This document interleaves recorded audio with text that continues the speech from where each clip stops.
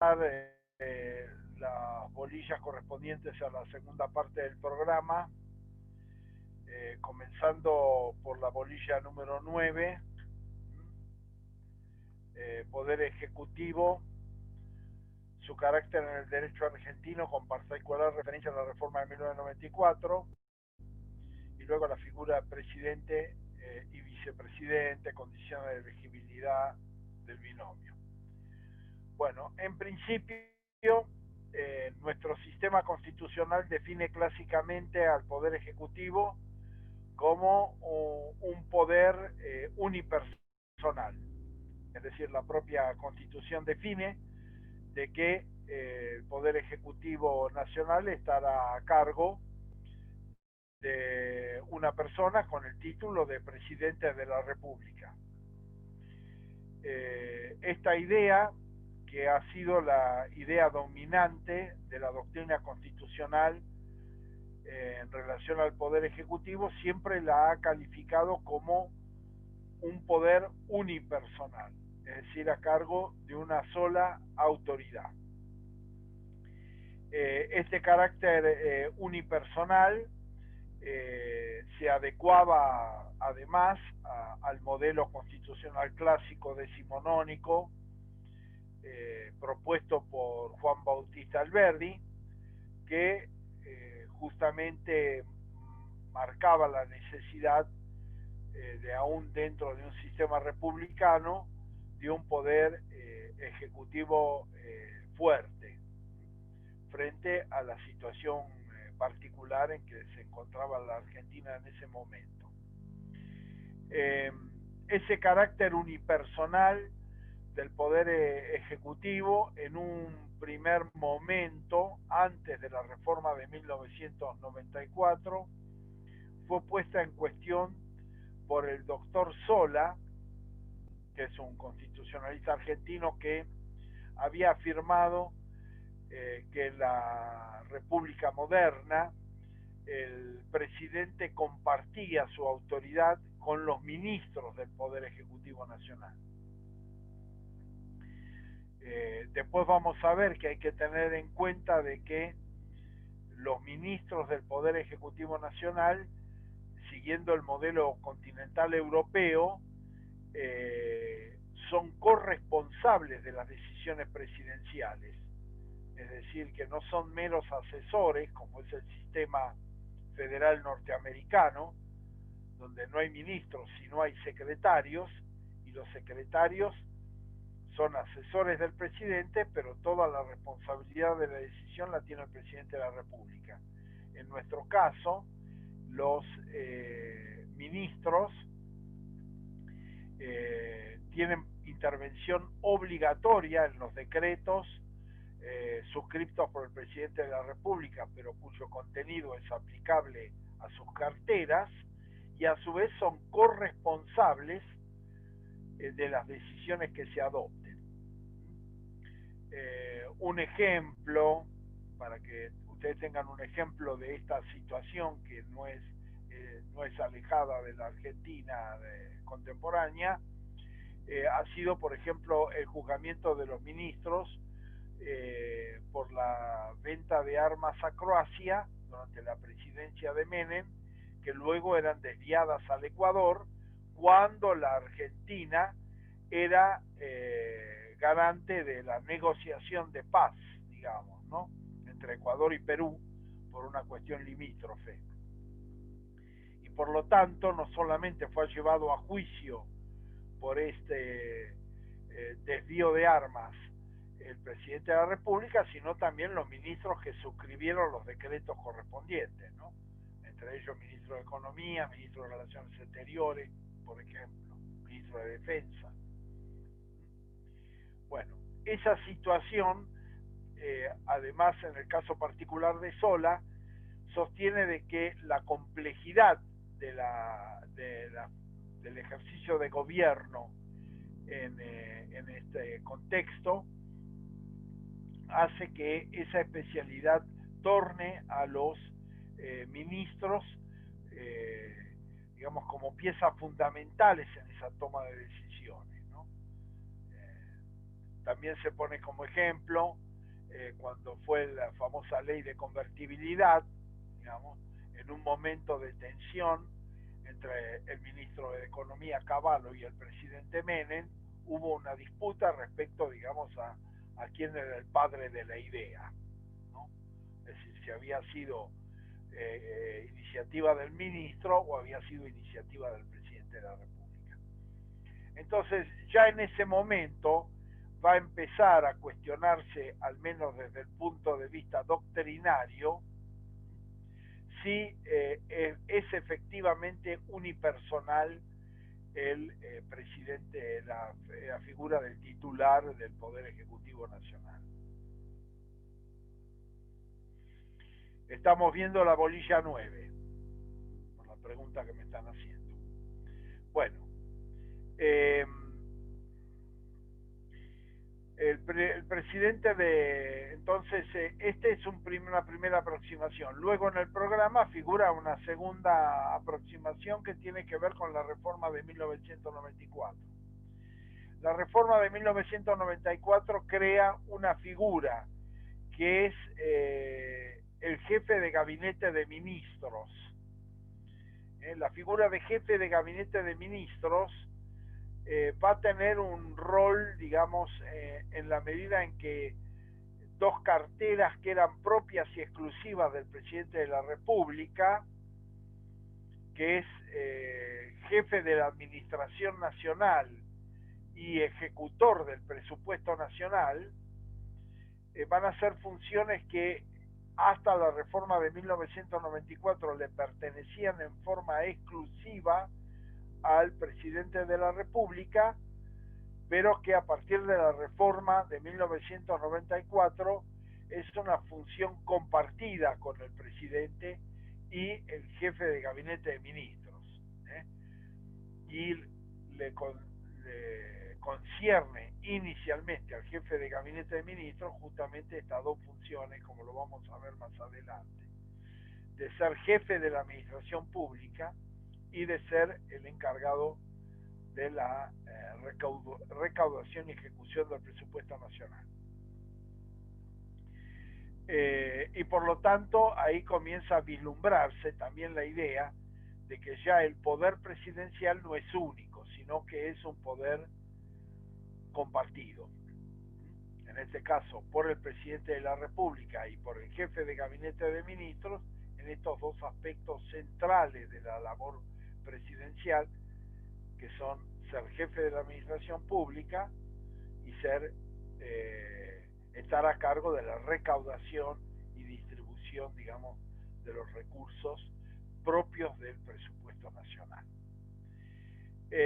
Sin perjuicio de ello, también la doctrina en este sentido ha analizado de que en última instancia la propia Constitución dice que esas funciones a cargo del jefe de gabinete de ministros van a estar bajo el control presidencial, con lo cual tampoco son funciones autónomas o propias o exclusivas del jefe de gabinete, sino compartidas y en última instancia fiscalizadas por el presidente de la República.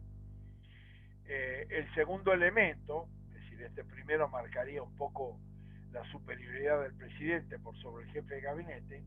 Esto a la vez se ve reforzado por otra situación, que es que el jefe de gabinete de ministros es designado por el Poder Ejecutivo Nacional, es decir, por el presidente de la República, y puede ser destituido por este y eventualmente reemplazado por otro. Es decir, que ese proceso de fiscalización además va acompañado por el hecho de que si al presidente le disgusta las decisiones del jefe de gabinete, lo cambia. Con lo cual se sostiene de que en realidad ese carácter unipersonal del presidente de la República, tampoco del presidente de la República como titular del Poder Ejecutivo Nacional, tampoco estaría en cuestionamiento. No habría cuestionamiento a ese respecto. Bueno, estas situaciones directamente, bueno, lo que están planteando, bueno, es esta tensión entre el carácter unipersonal o no del Poder Ejecutivo Nacional, sin perjuicio de lo cual, vuelvo a insistir, la Constitución sigue afirmando de que el presidente de la República es único titular del Poder Ejecutivo Nacional, y por el otro lado conserva con respecto al jefe de gabinete no solamente funciones de fiscalización de su gestión, sino también funciones que tienen que ver con su designación o eventual destitución. Por supuesto que la novedad que incorpora el jefe de gabinete de ministros es a su vez que puede ser fiscalizado y controlado su gestión por el Congreso Nacional, además del presidente de la República, es decir, que está bajo un doble control, ¿no? Control del presidente de la República como titular del Ejecutivo y control del Congreso Nacional, con el cual el jefe de gabinete de ministros debe tener, por imperativo constitucional, una relación mensual y alterna con ambas cámaras del Congreso Nacional, ¿no? Es el vínculo entre el Congreso y el Poder Ejecutivo. Es decir, la reforma del jefe de gabinete de ministros pretendía la inclusión de un sistema presidencialista atenuado a partir de la posibilidad de que el control del jefe de gabinete de ministros lo hiciera también el Congreso Nacional, ¿no? Es decir, que hubiera un doble nivel de control, y por lo tanto esto acercara mínimamente al sistema presidencialista argentino con el sistema parlamentario, donde en general el titular del Ejecutivo es un primer ministro, y ese primer ministro está bajo control directo e inmediato del Congreso, digamos, del Parlamento, cosa que no es el caso particular de la Argentina. La práctica institucional de la Argentina en realidad ha dado de alguna manera razón a la idea de que sigue predominando un modelo presidencialista, en la medida en que los jefes de gabinete de ministros siempre han sido hombres de confianza y de relación directa con el presidente de la República en ejercicio, y por el otro lado por el hecho de que hasta ahora, desde 1994 a la fecha, nunca el Congreso Nacional ni ejerció un voto de censura por cualquiera de las cámaras a la conducta del jefe de gabinete de ministros, y mucho menos lo destituyó por acuerdo de ambas cámaras. Es decir, que en realidad es una alternativa institucional que careció de total operatividad en la práctica argentina, lo que va demostrando en la realidad que el sistema presidencialista, desde el punto de vista institucional, sigue teniendo, digamos, plena vigencia. Bueno, vamos a entrar ahora al tema presidente y vicepresidente, condiciones de elegibilidad del binomio, juramento, bueno, algunas de las características del titular, del presidente y vicepresidente de la República. En primer lugar, la reforma de 1994 va a consagrar una práctica institucional previa, que es que la fórmula presidencial, presidente y vicepresidente de la República, constituyen un binomio, es decir, se integran como una única fórmula, y por lo tanto, cuando se procede a la elección de presidente y vicepresidente, se lo elige en forma simultánea. Ese régimen no era el régimen constitucional histórico, es decir, existía la posibilidad de que hubiera candidatos a presidente, candidatos a vicepresidente, y que el colegio electoral eligiera un presidente perteneciente a una fuerza y un vicepresidente perteneciente a otra fuerza. Y esto fue un poco la práctica del régimen que era de elección indirecta, es decir, por colegio electoral. La ciudadanía votaba a los integrantes del colegio electoral, que se elegía uno por provincia y uno por la capital federal, y estos elegían al presidente y vicepresidente, que no necesariamente formaban parte de un binomio inescindible.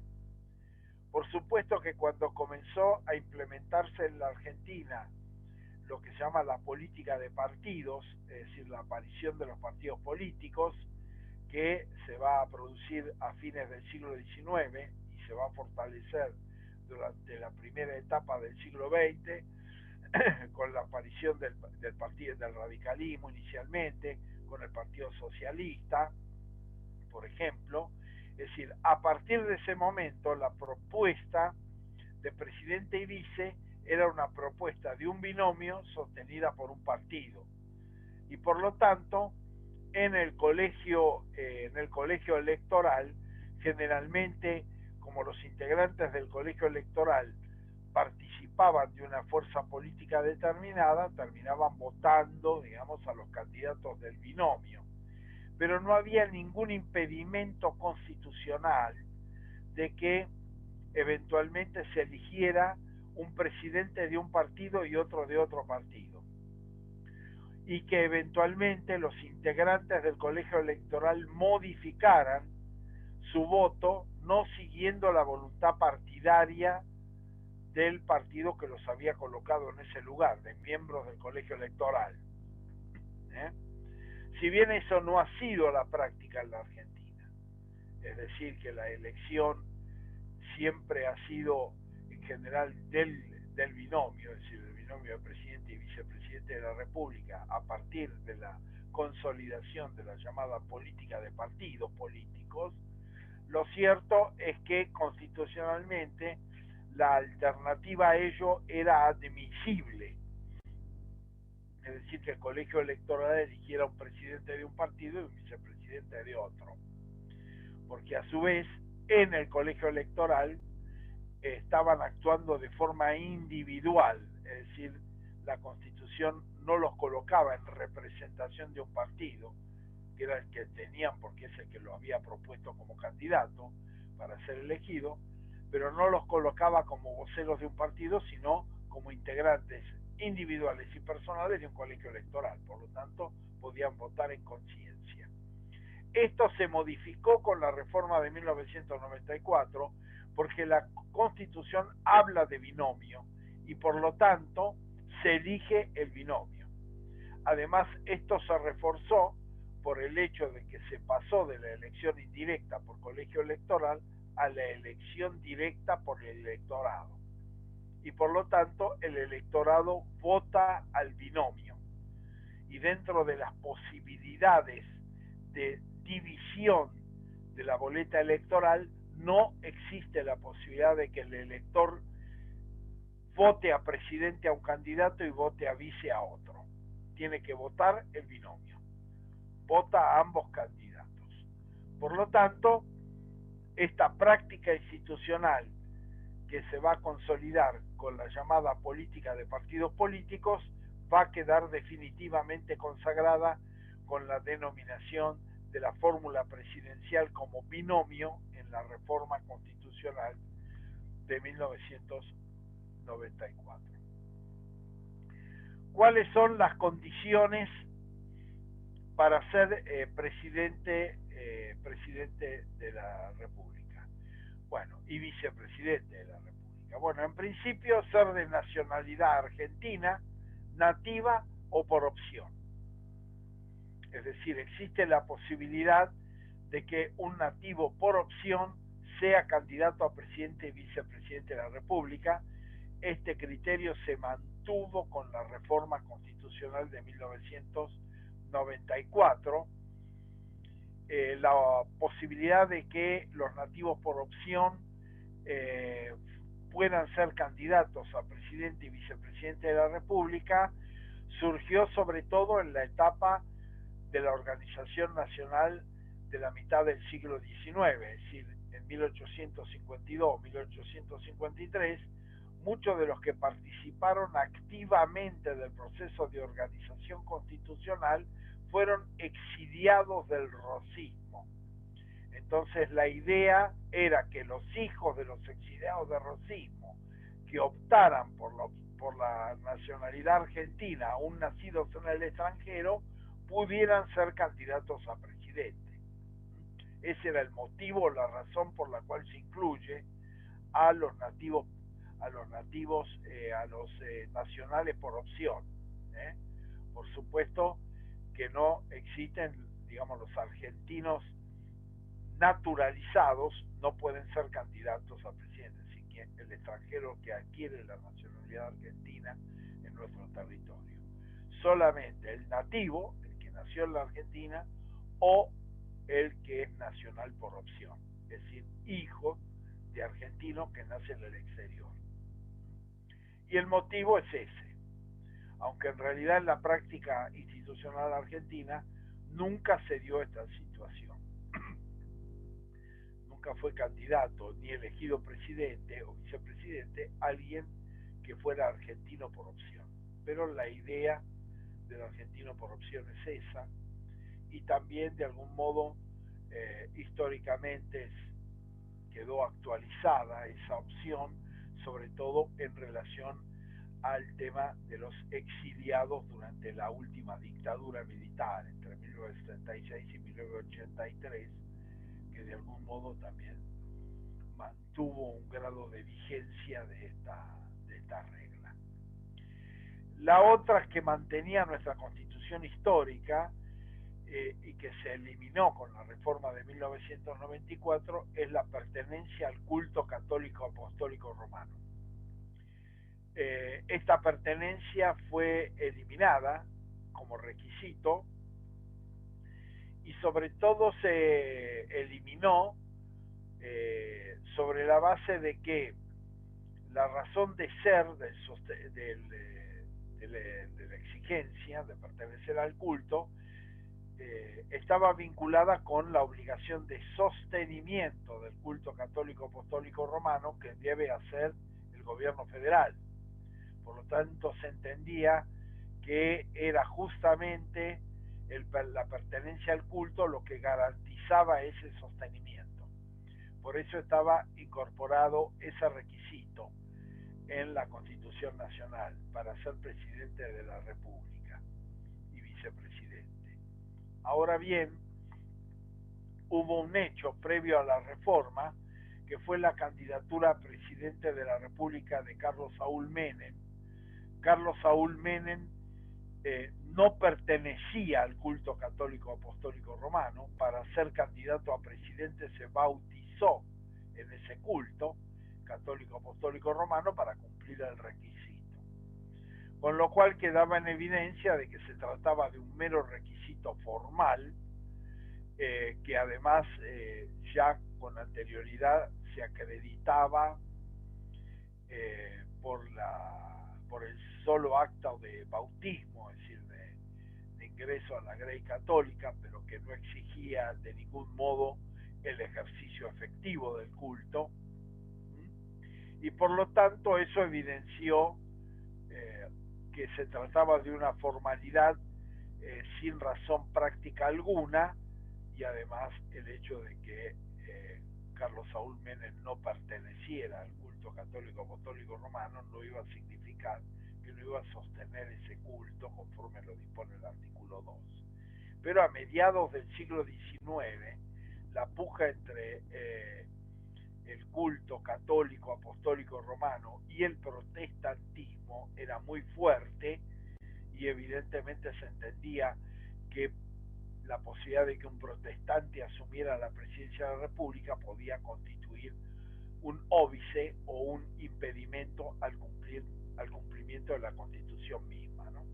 Y al artículo 2. Bueno, esto claramente se advirtió que era una cuestión que había pasado a estar en abstracto, que no tenía un sentido práctico y que evidentemente llevó a su anulación. Por supuesto que esto va a modificar la fórmula porque si bien la Constitución establece una fórmula de juramento que es común a quienes asume como presidente y vicepresidente de la República respecto a respetar la Constitución y a obrar conforme ella. Lo cierto es que las fórmulas por las cuales se prestaba el juramento en el pasado era única en la medida en que, como el presidente y vicepresidente debían pertenecer al culto católico apostólico romano, siempre juraban por Dios y los santos evangelios, que era la fórmula de pertenencia al culto. Hoy por hoy esa fórmula puede cambiar. Y tal es así que ustedes lo advierten con toda claridad, si aprecian el juramento, por ejemplo, hasta de diputados, senadores, etcétera, que es muy variada la motivación o las razones, y eso también podría hacerlo el presidente y vicepresidente de la República, ¿no? Es decir, no solamente puede jurar por Dios en los santos evangelios, puede jurar por Dios si presta otro culto, puede jurar por sus principios más sagrados si eventualmente es ateo y tiene principios éticos y morales exclusivamente y no religiosos. Entonces, esa es una causal pertenencia al culto católico apostólico romano que ha desaparecido, digamos, de la formulación constitucional por sustracción. La otra es que debe cumplir con los requisitos para ser senador nacional. Es decir, los requisitos para ser senador nacional que le están exigiendo una edad mínima de 30 años, un ejercicio mínimo de 6 años de la ciudadanía y como requisito para hacerlo. Hay que tener en cuenta además que hay otra cuestión que después lo vamos a ver cuando hablemos también del poder del Congreso. Los requisitos para ser senador nacional exigen un patrimonio mínimo de 2.000 pesos fuertes, que en realidad en la práctica, si bien se mantiene como exigencia formal, ha desaparecido como requisito en la práctica, porque por supuesto que esto podría constituirse en una discriminación en relación a la condición económica para poder acceder a un cargo de esta naturaleza. La exigencia de un patrimonio mínimo que sí figura, que no figura en el caso de diputados, pero que sí figura en el caso de senadores, bueno, también se corresponde con un modelo de ejercicio del poder político que podemos denominar elitista, en la medida en que las ideas conservadoras que también sostenía Alberdi eran que justamente era más serio en su decisión política quien tenía más que perder que quien no tenía nada que perder. Es decir, para el que no tenía nada que perder le daba lo mismo votar a cualquiera, ¿no? Esa es la idea conservadora. Y en cambio el que tenía un patrimonio, tenía recursos, etcétera, iba a ser mucho más prudente porque tenía lo que preservar y eventualmente iba a tratar de no poner en riesgo eso que pretendía preservar, que era su propio patrimonio. Y esto fue el motivo por el cual se incluyó los 2.000 pesos fuertes como requisito, como recaudo. Pero en realidad es un requisito que no tiene operatividad, porque eventualmente podría representar en la práctica una discriminación en relación a la condición económica que, por supuesto, a partir de la recuperación democrática y sobre todo de la ratificación por parte de la Argentina en 1984 de la Convención Americana de Derechos Humanos, está prohibida, está impedida. Entonces no es una cuestión práctica. Bueno, dijimos con respecto, bueno, el juramento, ya expliqué, la fórmula común del juramento de respeto a la Constitución, y que en caso de no hacerlo, que Dios y la patria me lo demanden. Bueno, es una fórmula común que puede modificarse de acuerdo a la convicción religiosa o a la inexistencia de esa convicción religiosa por parte de quien presta juramento y asume el cargo. En el caso particular de la remuneración, la Constitución establece que la remuneración no puede ser disminuida. Es decir, no establece, digamos, ese principio general en la Constitución de que no se fija un principio absoluto de intangibilidad, como se hace en el caso de los jueces, pero sí un principio de no reducción de la remuneración del presidente y vicepresidente de la República por el ejercicio de sus funciones. El presidente y vicepresidente de la República, acá se plantea el tema, por ejemplo, de la residencia presidencial. Hay que sostener de que en nuestra historia constitucional, si bien la Constitución de 1853 va a fijar a la capital, a Buenos Aires, como capital de la República, y como consecuencia de ello, sede del gobierno nacional, es decir, del Poder Ejecutivo Nacional, lo cierto es que la revolución del 11 de septiembre de 1852 en Buenos Aires terminó con la separación de Buenos Aires de la Confederación, y por lo tanto en la primera etapa, que va con la presidencia de Urquiza, de Justo José de Urquiza, y luego la presidencia posterior de Santiago Derqui, la sede va a ser Paraná, la ciudad de Paraná, en Entre Ríos, donde se va a tener que trasladar el Poder Ejecutivo y el Congreso Nacional frente a la separación de la Confederación de la provincia de Buenos Aires. Esta situación se va a mantener hasta 1862. En 1861 se va a producir lo que se llama la Batalla de Pavón entre el ejército de la Confederación y el ejército de la provincia de Buenos Aires. El ejército de la Confederación a mando de Justo José de Urquiza, el de la provincia de Buenos Aires a mando de Bartolomé Mitre.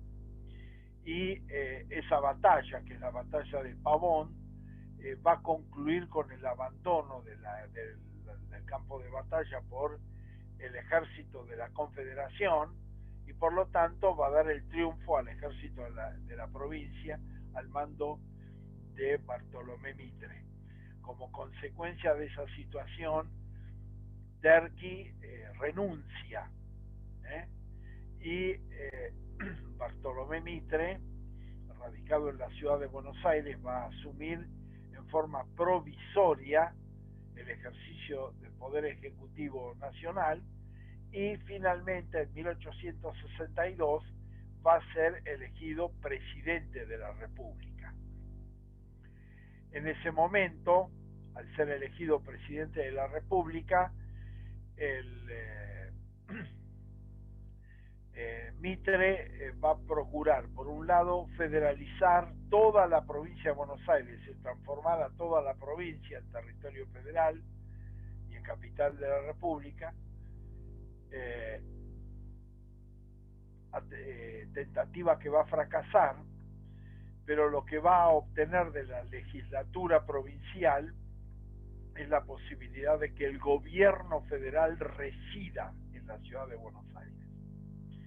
Entonces, a partir de 1862, el gobierno federal va a residir en la ciudad de Buenos Aires, a pesar de que esa ciudad recién va a ser capital de la República en 1880, es decir, 18 años después. Y a partir de 1880 en adelante, la ciudad de Buenos Aires es capital de la República y sede o residencia del gobierno federal. Pero entre 1862 y 1880, Buenos Aires fue sede del gobierno federal, pero no fue capital de la República. Es recién a partir de 1880 que esos dos elementos coinciden. Por eso se distingue entre lo que es capital de la República de lo que es residencia del gobierno federal, que inicialmente fue Paraná, hasta 1861 la renuncia de Derqui, la asunción provisional de Mitre como titular del Ejecutivo y posterior elección al año siguiente como presidente. Y desde ese momento la residencia fue la ciudad de Buenos Aires. El segundo elemento de la residencia es nuestro sistema, es que se distingue lo que es la residencia gubernativa de la residencia personal del presidente de la República. A diferencia del sistema norteamericano, la Casa Blanca no es solamente residencia política del presidente de la República, sino también residencia particular, residencia privada del presidente de la República, es decir, en la Casa Blanca vive la familia del presidente. En nuestro caso, eso se encuentra diferenciado. La llamada Casa de Gobierno,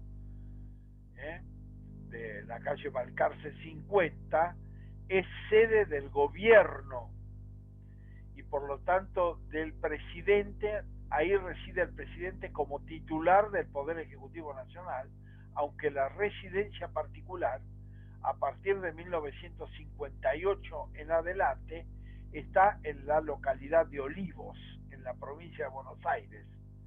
Por eso la residencia política es la Casa de Gobierno, la residencia familiar o particular del presidente es la residencia de Olivos.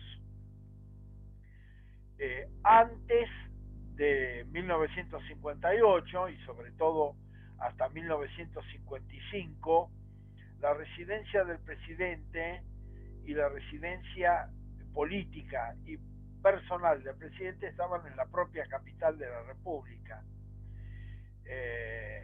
La residencia presidencial estaba ubicada durante la presidencia de Juan Domingo Perón en lo que hoy es la Biblioteca Nacional en la ciudad de Buenos Aires. Uno de los actos del golpe militar de 1955, que a partir de la asunción del general Aramburu como presidente de la República, era la idea de eliminar el peronismo de la política argentina, se ordenó dinamitar la residencia particular. Por lo tanto, a partir de ese momento, el terreno, que es el que hoy ocupa la Biblioteca Nacional, se mantuvo como un baldío, porque una de las ideas era, bueno, la eliminación del peronismo de la política argentina. Por lo tanto, se impedía nombrarlo a Perón, se impedía, estaba ilegalizado el partido peronista y además la simbología peronista se trataba de eliminar. Los dos actos fundamentales fue la dinamitación de la residencia particular de Perón con Eva Duarte y la segunda fue la sustracción del cadáver de Eva Duarte, que estaba en la CGT y fue enterrado en forma clandestina por la dictadura militar en un cementerio en Roma, en Italia, y que luego de muchos años, cuando Perón residía en Puerta de Hierro, en España, se le comunicó en qué lugar estaban los restos. Bueno, y a partir de 1958 en adelante, bueno, fue la residencia de Olivos, la residencia presidencial particular. La práctica institucional en la Argentina es que hoy esa distinción es un poco más difusa, porque el presidente de la República, y sobre todo en esta etapa, digamos, de pandemia y de comunicación mediática, muchos actos políticos del presidente se llevan adelante desde la residencia de Olivos, es decir, desde su residencia particular. Y por lo tanto, ya sobre todo a partir de la recuperación democrática de 1983 en adelante, también la residencia de Olivos comenzó a tener un rol político institucional y dejó de ser en forma exclusiva la residencia privada del presidente de la República, ¿no? Entonces hoy por hoy puede haber actos políticos institucionales desde la Casa de Gobierno o desde la residencia de Olivos, y vuelvo a insistir, esto se ha agudizado mucho más en esta etapa, digamos, de pandemia, donde, por ejemplo, el presidente de la República siempre ha comunicado periódicamente el tema de la cuarentena, etcétera, desde la residencia de Olivos, cuando se trata sobre todo de un acto netamente político. Por lo tanto, eso podemos sostener, digamos, respecto al tema de la residencia del presidente. Respecto a las prerrogativas presidenciales, por supuesto que tanto el presidente como el vicepresidente cuentan con inmunidad de arresto, por ejemplo, en el transcurso del ejercicio de sus funciones, y en general gozan de esa prerrogativa no solamente la inmunidad de arresto, sino también de la inmunidad de palabra, es decir, que no pueden ser procesados o enjuiciados por motivo de lo que afirman o lo que dicen en el ejercicio de la función. Y por supuesto que en este caso esa prerrogativa se pierde en el caso del presidente, vicepresidente y además actualmente jefe de gabinete de ministros a partir del juicio político, ¿no? Que puede tener como consecuencia su destitución. Es decir, que si el presidente y vicepresidente son destituidos por juicio político, entonces quedan plenamente sometidos a la competencia jurisdiccional respectiva. Pero mientras están en el ejercicio gozan de esa prerrogativa de arresto y de palabra, fundamentalmente.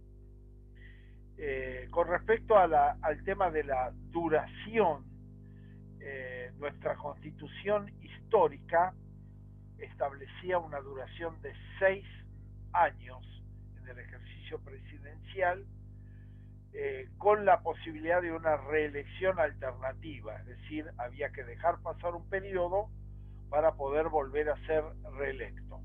En nuestro sistema constitucional institucional, digamos, hay 2 presidentes que fueron elegidos por este mecanismo en una segunda oportunidad.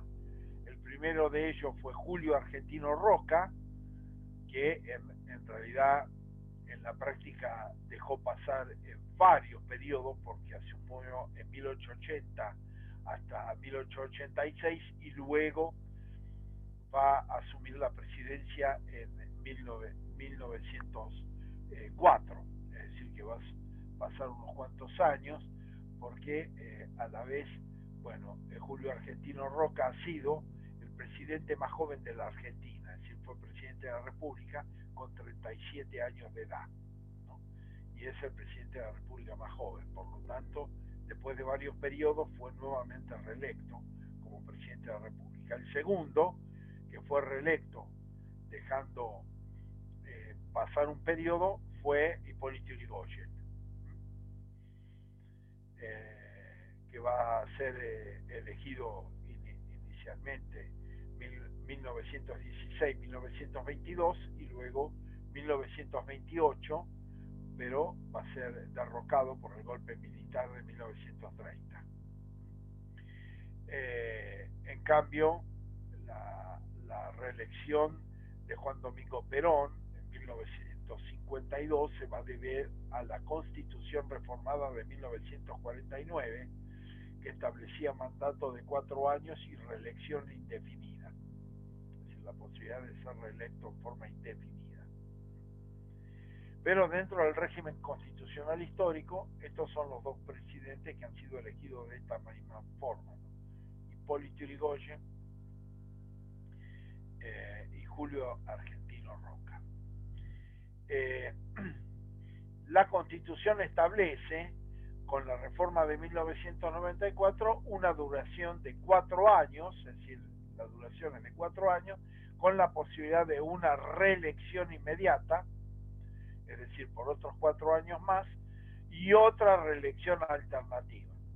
Es decir, que un presidente que es reelecto en 2 periodos alternativos de 4 años, gobierna 8, y luego debe dejar pasar un periodo de 4 años para poder volver a ser reelegido. Es el sistema que, si bien no establece una reelección indefinida, sí establece un mecanismo de reelección bastante amplio, que solamente estaría, digamos, limitado por una tercera elección, dejando pasar un periodo de 4 años. La Constitución establece que ese vencimiento de los 4 años es un vencimiento calendario, es decir, que al cumplirse los 4 años calendario del mandato desde el momento de la asunción, el presidente y vicepresidente cesan en su mandato en forma automática, en forma inmediata. Por lo tanto, no interesa si en ese transcurso de 4 años ha habido interrupciones o limitaciones en el ejercicio del poder. Es decir, ha habido un golpe que temporalmente ha excluido al presidente de la República por 6 meses en el ejercicio del mandato y luego lo retoma, por ejemplo. Bueno, esto no le da derecho a extender 6 meses más el mandato en curso. Es decir, ese mandato fenece a los 4 años calendario, cualquiera sean los avatares que se produzcan en el intermedio. Es decir, ya sea que haya 4 años de ejercicio continuo o permanente o 4 años de ejercicio alterno. Es decir, por ejemplo, si el presidente de la República es destituido por la fuerza temporalmente o es reemplazado porque ha pedido licencia, etcétera, por ejemplo, bueno, ninguna de esas cuestiones extiende el mandato más allá de los 4 años, y este era un principio que también regía para los 6 años, digamos, ¿no? Se cumplía con el solo vencimiento del plazo. Bueno, en la Argentina hubo 2 situaciones que generaron excepciones a esta regla. La primera de ellas se va a producir con la asunción del primer mandato del presidente Carlos Menem, es decir, Carlos Menem como presidente, Eduardo Duhalde como vicepresidente de la República. Ustedes saben, Raúl Alfonsín, es decir, la fórmula Alfonsín-Martínez, va a renunciar anticipadamente a la titularidad del Poder Ejecutivo, pero a la vez había llamado a elecciones anticipadamente en abril de 1989 y había sido elegida la fórmula Menem-Duhalde.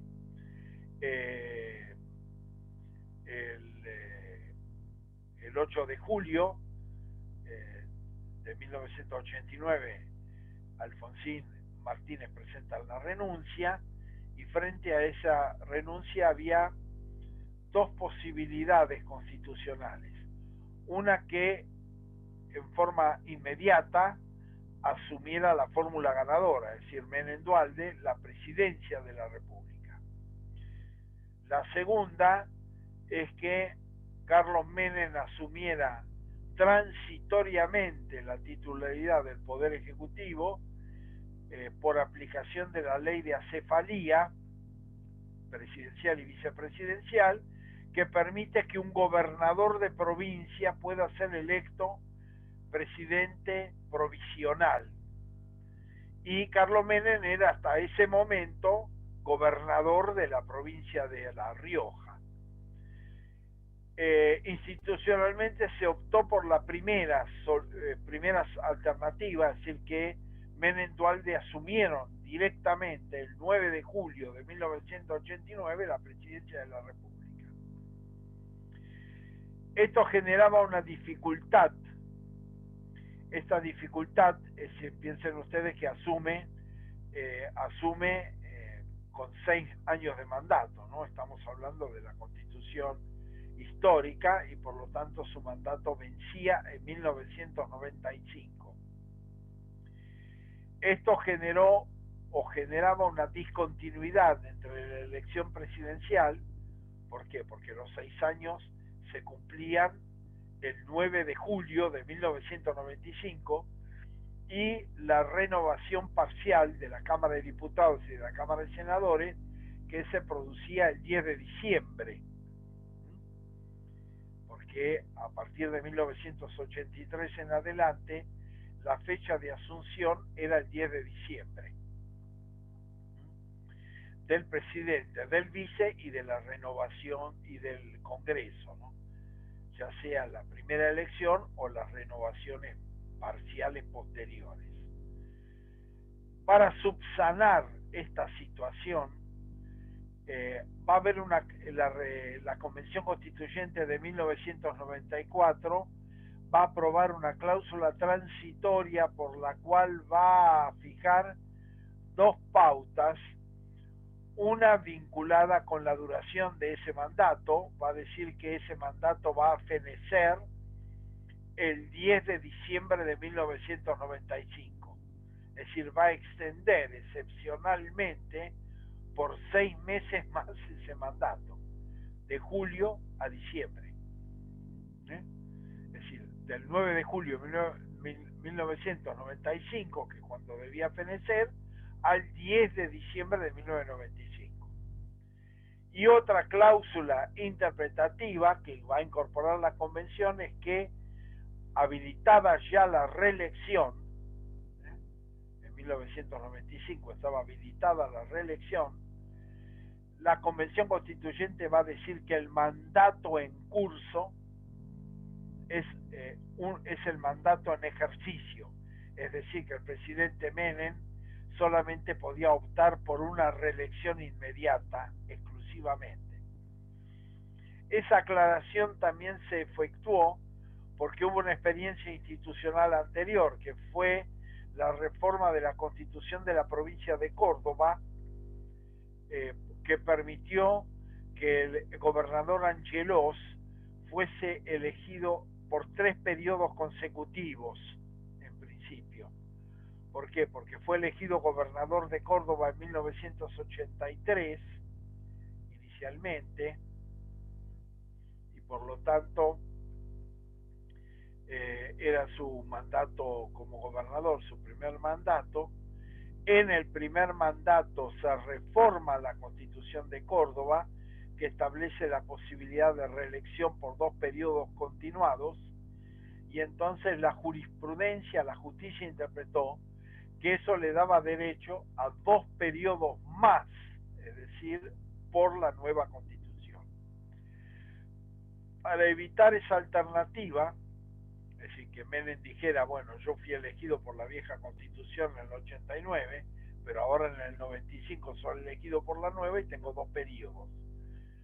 La Convención Constituyente dice que el periodo en ejercicio es primer periodo para la reelección, así que podía optar solo por una reelección.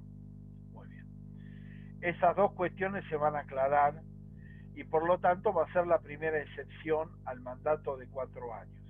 La segunda excepción al mandato de 4 años se va a producir con la asunción de Néstor Kirchner como presidente de la República. Como ustedes saben, hubo un interreño, el presidente de la República de la Rúa, Fernando de la Rúa, renuncia anticipadamente al cargo. No había vicepresidente de la República, el ingeniero Álvarez ya había renunciado cuando fue el escándalo de la votación de la ley de reforma de la ley laboral en el Senado, el famoso caso de la Banelco, es decir, que hubo coimas a los senadores para que aprobaran la reforma. Eso generó la renuncia del vicepresidente de la República. Y cuando se produce la renuncia de la Rúa como presidente de la República, no había vicepresidente de la República. Entonces se produce un interreño por el cual primero, bueno, se lo designa a Rodríguez Sá, que era gobernador de San Luis, como presidente alterno, para que llamara a elecciones en el término de 3 meses. Aparentemente el presidente provisional pretendió permanecer en el Poder Ejecutivo, los gobernadores le retiraron su apoyo, renunció y se eligió entonces como presidente alterno Eduardo Duhalde,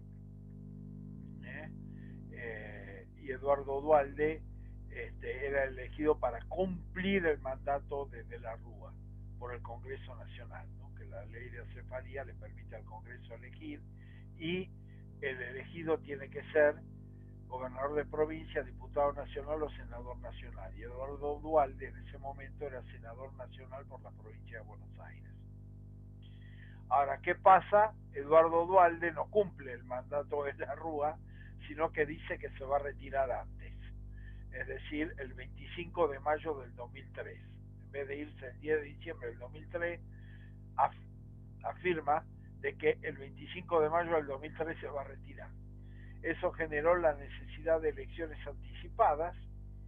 Esas elecciones anticipadas tuvieron su peculiaridad porque frente a la reducción del plazo electoral se permitió que un mismo partido político pudiera presentar más de una fórmula.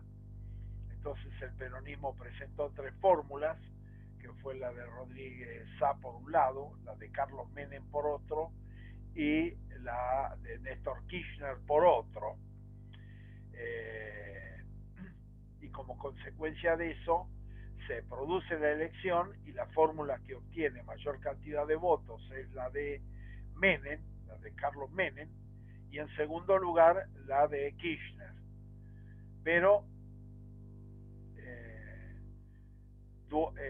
Menem renuncia al balotaje porque había obligación constitucional de hacer una nueva elección por balotaje, porque todos habían obtenido menos del 40% del total de votos válidamente emitidos, pero Menem renuncia y Kirchner queda como presidente y asume que es Kirchner-Scioli, la fórmula, el 25 de mayo del 2003, y por lo tanto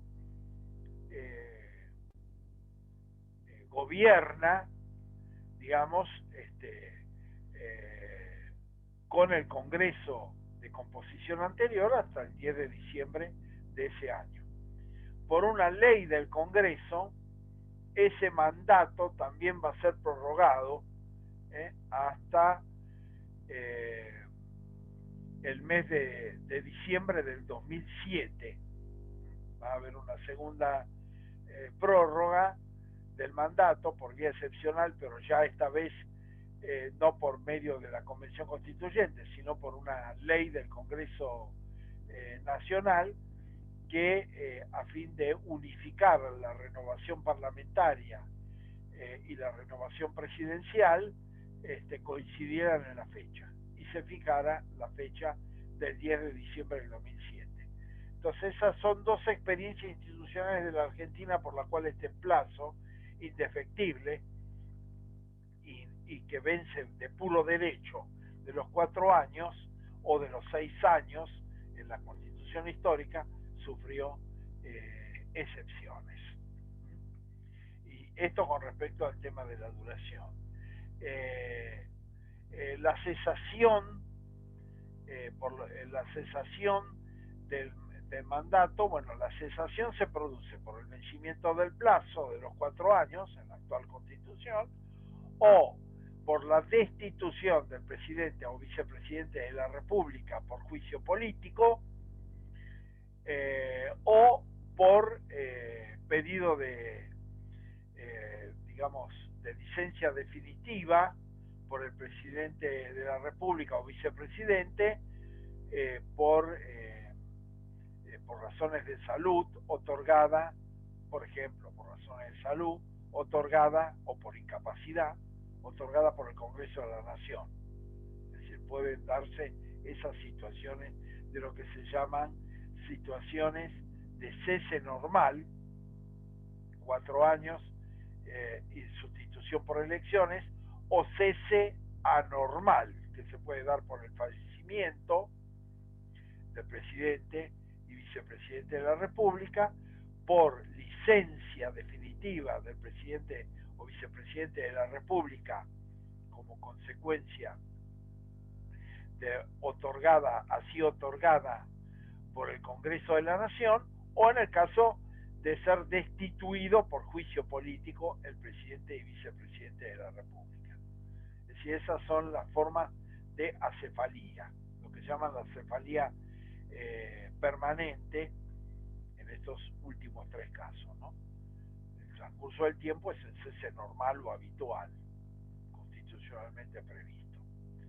Y dentro de las acefalías permanentes, es decir, fallecimiento, inhabilitación definitiva por parte aceptada por el Congreso de la Nación o sustitución por juicio político, la Constitución establece la pauta de que el presidente de la República va a ser sucedido por el vicepresidente de la República. Pero si el caso de vicepresidente de la República está vacante o también ha sido destituido conjuntamente con el presidente, por ejemplo, o han fallecido simultáneamente en un accidente común, por ejemplo, se aplica la ley de acefalía.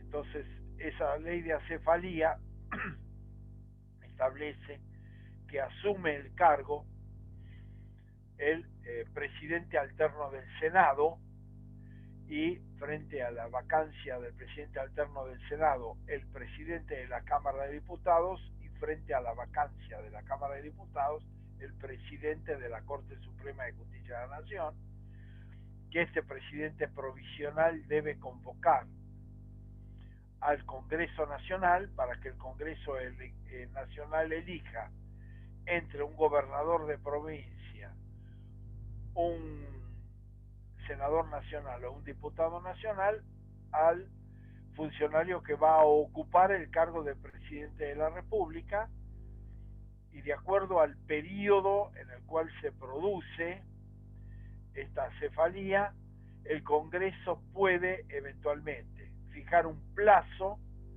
de duración de ese mandato temporario hasta el llamado a elecciones, o en su caso puede establecer que cumpla el mandato pendiente del presidente de la República. Esas son las dos alternativas. Por supuesto que hay lo que se llama la cefalía temporal, es decir, que el cargo de presidente esté acéfalo temporalmente. Esa temporalidad se puede dar o se da habitualmente cuando el presidente de la República deja el territorio nacional. Es decir, cada vez que el presidente de la República viaja al exterior, se produce la cefalía temporal, y como consecuencia de ello tiene que asumir el vicepresidente de la República, y si no hay vicepresidente de la República, también asume el presidente alterno del Senado Nacional el cargo.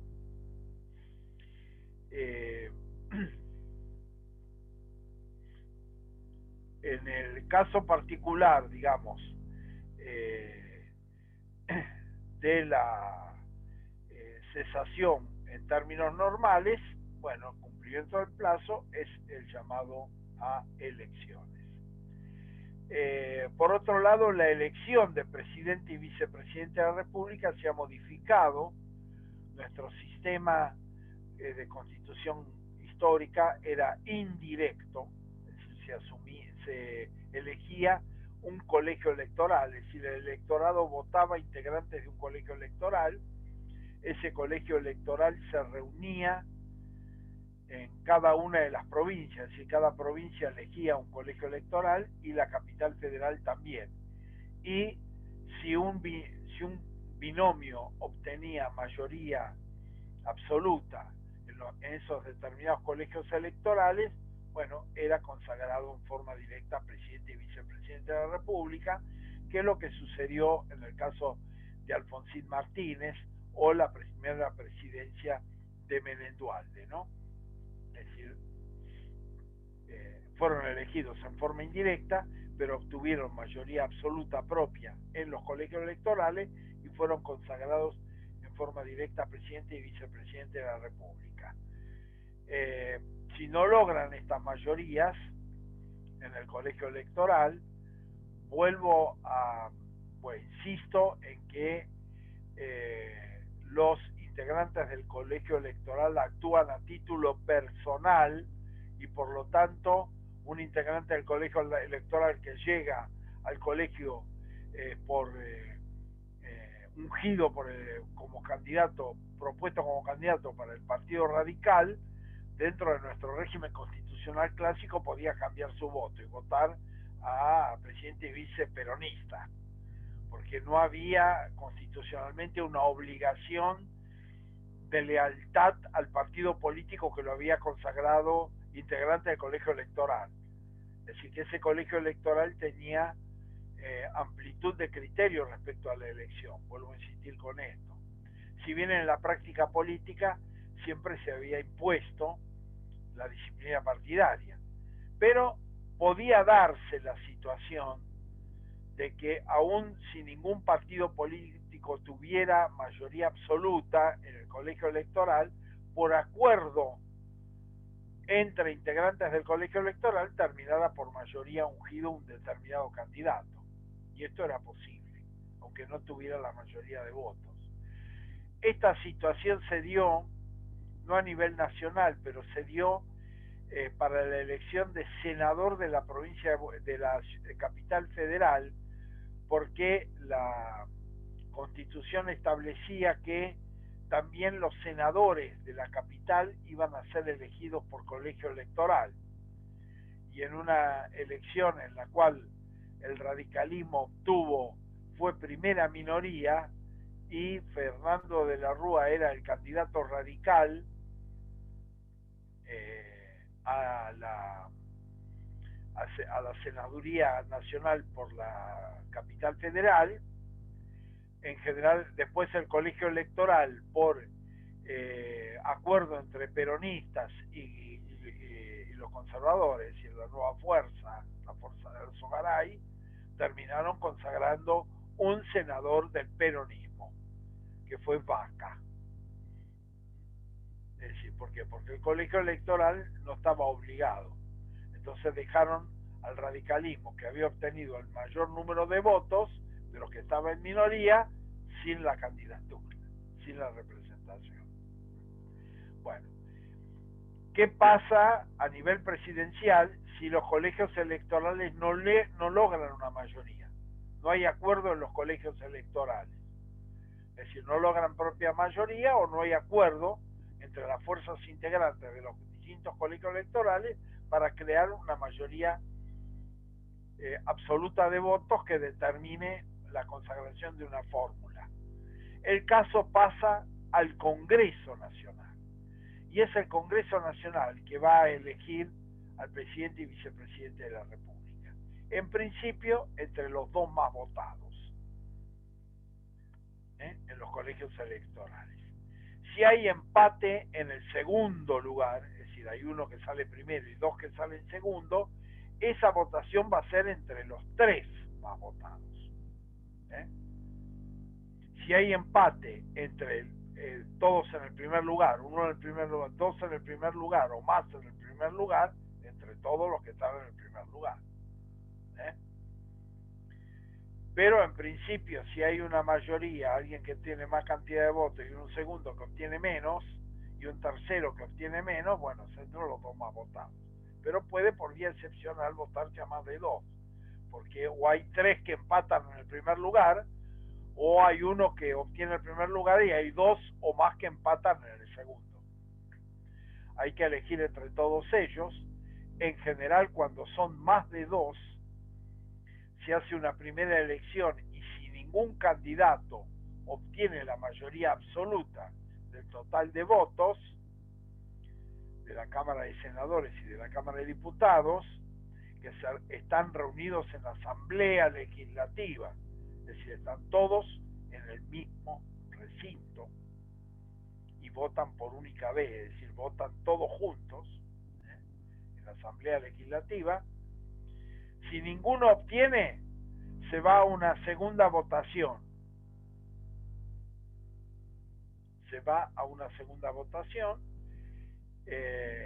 Ya si hay 3 o más candidatos, con los 2 más votados, y si hay solamente 2 más votados, con esos mismos 2 más votados, a una segunda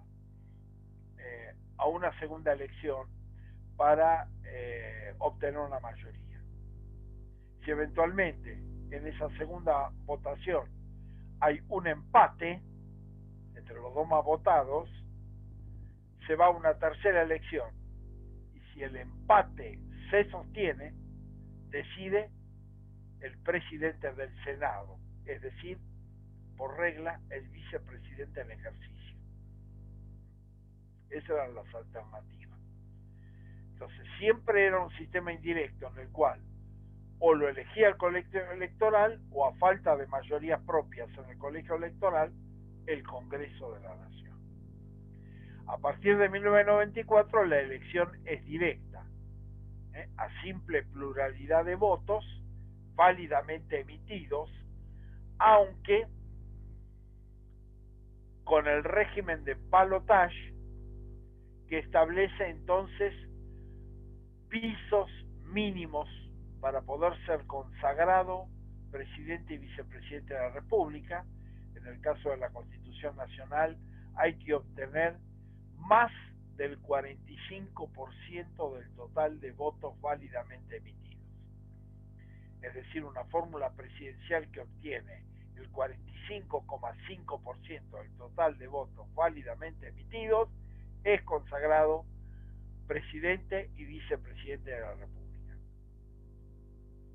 Y si hay 2 o más que superan el 45% de los votos válidamente emitidos, el que ha obtenido la mayor cantidad de votos.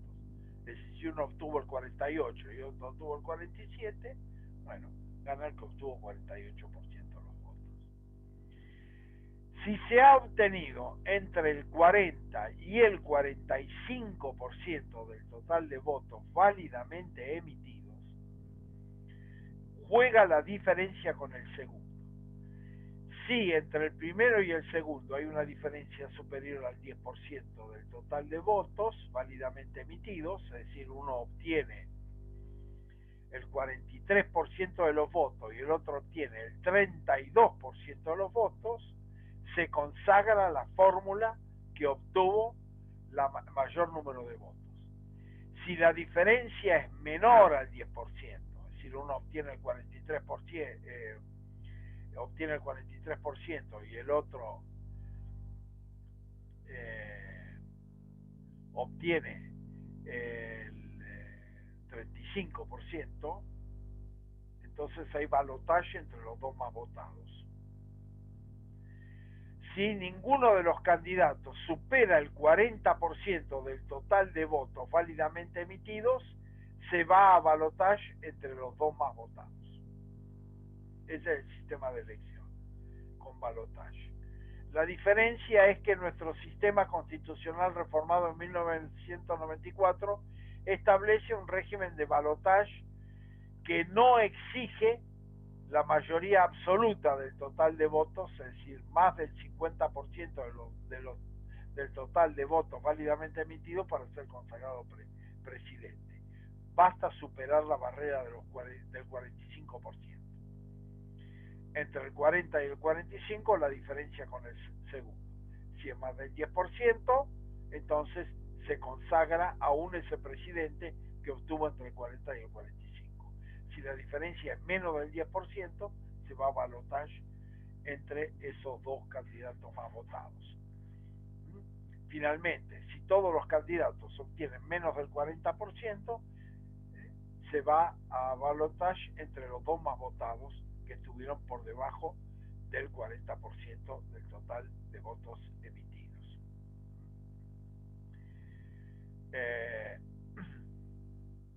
El tema del balotaje es que en general se ha considerado constitucionalmente como un derecho de los candidatos y de los partidos políticos. Por lo tanto, los candidatos o los partidos políticos pueden renunciar al balotaje. Vuelvo a insistir lo que sucedió en el 2003. Es decir, todos los candidatos obtuvieron estuvieron por debajo del 40% de los votos, del total de votos válidamente emitidos. Hay un balotaje entre la fórmula de Menem-Romero, que es el que había obtenido el mayor número de votos, que creo que rotó el 28%, y la fórmula Kirchner-Scioli, que obtuvo el 22% del total de votos válidamente emitidos. ¿Qué sucede en esa oportunidad? Menem-Romero renuncian al balotaje y por lo tanto el segundo es inmediatamente consagrado presidente y vicepresidente de la República, con los votos obtenidos. Eso se ha discutido en parte porque la otra opción sería que el balotaje es un derecho del electorado y no de los partidos, y que por lo tanto es el electorado el que tiene la capacidad de elegir al presidente y vicepresidente en las condiciones en que la Constitución fija. Si fuera un derecho del electorado, no sería renunciable, porque sería privar del derecho político a elegir a la ciudadanía. Entonces eso no sería renunciable. Pero la tesis dominante es que es un derecho de las fuerzas políticas y de los candidatos, y por lo tanto esto pueden decidir renunciar, aún siendo el que mayor cantidad de votos obtuvo, ¿no? Que fue el caso que se dio, que expliqué antes.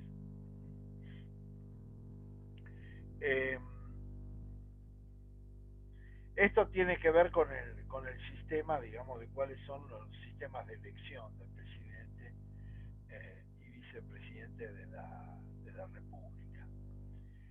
Bueno, y cómo funciona el sistema de acefalía. Vamos a terminar hoy viendo el tema de las funciones del vicepresidente de la República. Un primer debate que se va a dar es respecto al lugar institucional que cumple el vicepresidente de la República, porque en nuestro régimen constitucional tiene una peculiaridad, que es que si bien es elegido como binomio ejecutivo, el vicepresidente cumple funciones naturales en el Congreso, es decir, en un poder que no lo eligió, o para integrar un poder que no lo eligió, porque es presidente del Senado de la Nación y por lo tanto cumple un rol ejecutivo, un rol legislativo, aún siendo elegido como binomio ejecutivo. Y luego en la segunda función, que sí cumple dentro del poder ejecutivo en sí mismo, es sustituir al presidente de la República frente a la cefalía temporal o definitiva, hasta la finalización del mandato, que eso lo establece la Constitución. Esto ha generado, digamos, una discusión respecto a cuál es el rol institucional y la posición institucional. Porque si uno dice está en el Poder Ejecutivo Nacional, entonces habría como una especie de ruptura de la división de poderes, porque si está en el Poder Ejecutivo pero cumple funciones en el Poder Legislativo, en realidad habría una ruptura de la división de poderes, porque alguien que es elegido en otro poder cumple funciones en donde no fue elegido.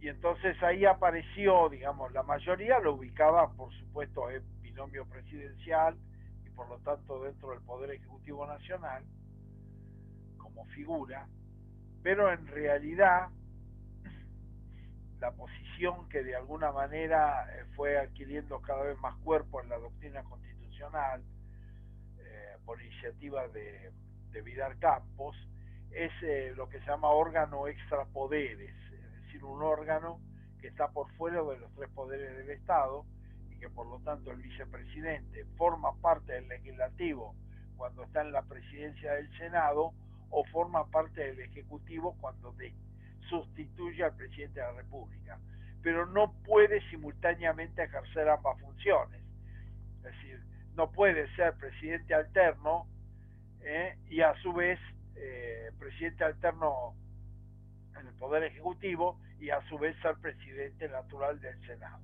O es una cosa u otra. Y por lo tanto, de acuerdo al lugar que está ocupando y a la función que lleva adelante, estaría, bueno, un órgano extrapoderes que entra en el legislativo o un órgano extrapoderes que entra en el ejecutivo. Esta tesis de órgano extrapoderes que Vidal aplicó para el vicepresidente de la República, en realidad es una figura que se consolidó en la Constitución reformada de 1994, porque lo ubica tanto para el defensor del pueblo de la nación, a la auditoría o auditor general de la nación, es decir, a quien ocupa la Auditoría General de la Nación, y luego, mucho más trascendente, al Ministerio Público Fiscal y de la Defensa, que se ubica así como un órgano autónomo y como un órgano extrapoderes. Entonces, esto va a fortalecer esa figura. Resuelto el tema de la naturaleza institucional del vicepresidente de la República, bueno, su función en el legislativo como presidente del Senado es una función que también tiene sus particularidades. Es jefe de la administración del Senado. Por lo tanto, tiene en ese nivel un fuerte poder que tiene que ver con la administración del Senado como institución, ¿no? Es decir, designación de funcionarios, empleados, contrataciones, etcétera, manejo en última instancia del presupuesto del Senado de la Nación, y tiene funciones legislativas ordenatorias porque como presidente participa de la comisión de labor legislativa del Senado a los fines de establecer el orden del día de una sesión, las características o el acuerdo sobre una reglamentación particular cuando se trata de algún debate que se piensa que se va a extender en el tiempo y por lo tanto se van fijando plazos para los participantes del debate, etcétera. Bueno, esas funciones ordenatorias de la sesión que luego se trasladan a las funciones ordenatorias dentro de la misma sesión parlamentaria, es decir, es quien puede eventualmente llamar la atención a algún legislador, requerirle que respete el tiempo, dar la palabra, etcétera, ¿no? Es decir, toda la función ordenatoria de la sesión. Entonces, en ese sentido, desde el punto de vista administrativo, es la máxima autoridad del Senado.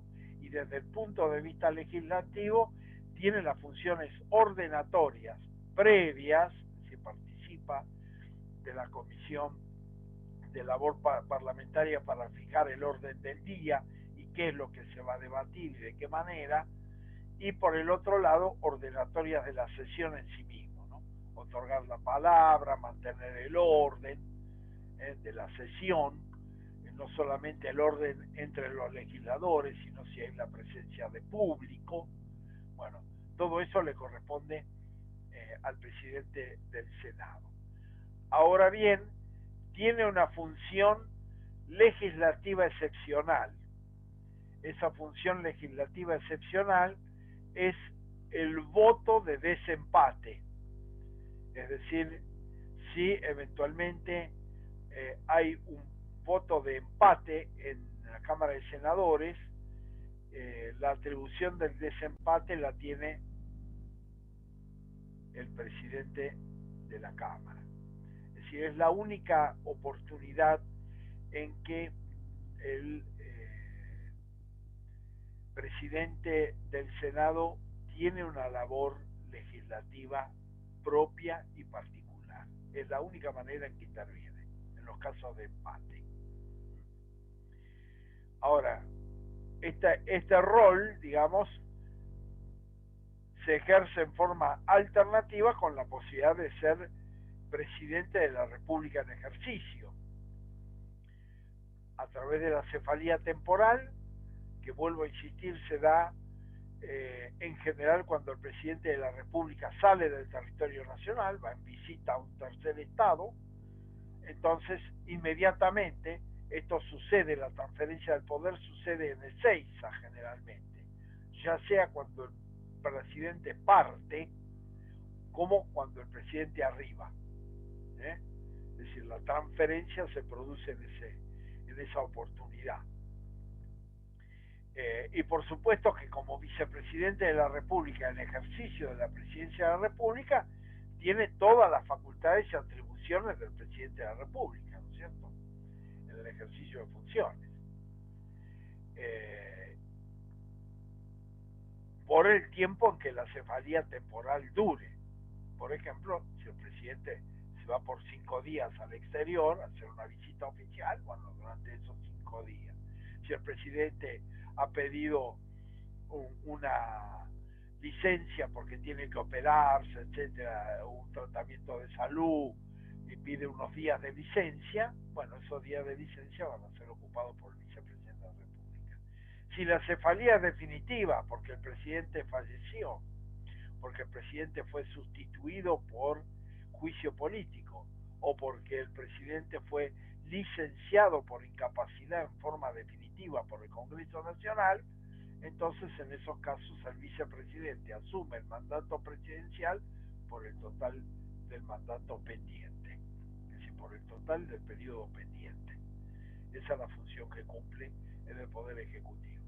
Es una función, digamos, que no puede ser ejercida simultáneamente, es una función alternativa y diferenciada de acuerdo al cargo que va a ocupar, ¿no? Cuáles son sus atribuciones en el Senado y cuáles son sus atribuciones como presidente de la República en ejercicio.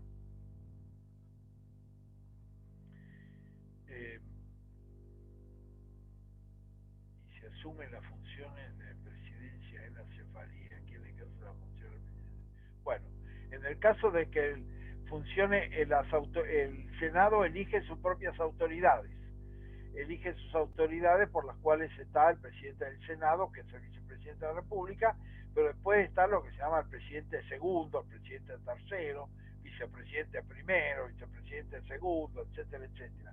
Bueno, ese orden establece quién va a conducir la sesión.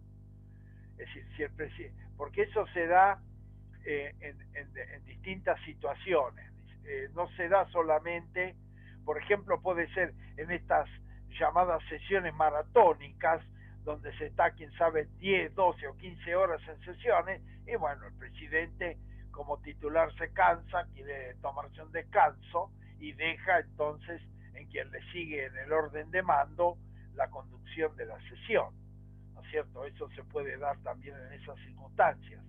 O, por supuesto, que si el vicepresidente de la República está en ejercicio de la función presidencial, bueno, las sesiones, la conducción y el orden de las sesiones y eventualmente también la conducción administrativa del Senado pasa a la autoridad que le sigue, digamos, de acuerdo al cronograma de autoridades que el propio Senado ha aprobado conforme a su reglamento, ¿no? Es decir, que eso se maneja centralmente dentro de esos términos. Bueno, dejamos acá y nos vemos el próximo lunes, entonces, donde vamos a seguir explicando esta bolilla 9 y vamos a tratar de ingresar en algunos aspectos operativos del Ejecutivo de la Policía Argentina. Muchas gracias. ¿El miércoles no, profe? No, el miércoles no tenemos clase. Ok, gracias. Gracias.